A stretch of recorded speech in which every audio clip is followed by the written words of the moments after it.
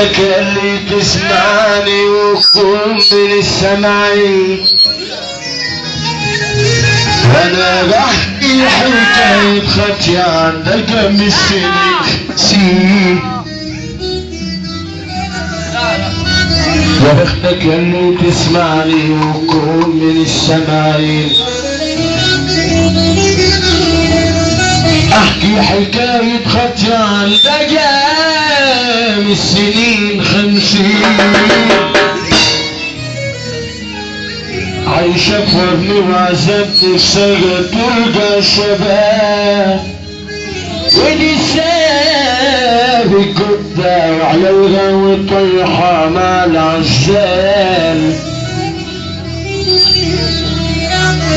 اللي غدر شباب واحد من الطلاب، جاي في بلدها يدرس خلت حياة كذا، عرفت عليه الشجر وكمان تديله الماء، الشاب استغفر ربه وقال عيش حلال، وابعدي عني يا خطية وابعدي عني الشيطان، وقفت على رجله وركع وقالت له انا عايزة حلال. اسمعني بلاش ملاوعة على ضيوفنا وعليش على العضل، اتجوزتي وانا عايز اربع حيطان، مش عايزة غير المتعة وانت مش انسان، ضحكت عليك بكلام غاب، ضحكت عليه بكلام وجمعته شقته، والشاب يا مصر دخل دماغها عجبتك صحته، ولما الصحة ضاعت بقى زي قلته، حرام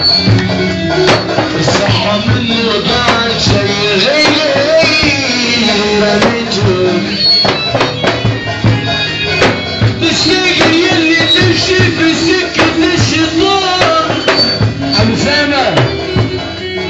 تصدق أي واحدة تقول أنا عايزة حلال، وعايز تكون فاكر يا مسيكة على كده النسا تقدر باين عليك غلبان، وعايز تكون فاكر على كده النسا تقدر باين غلبان،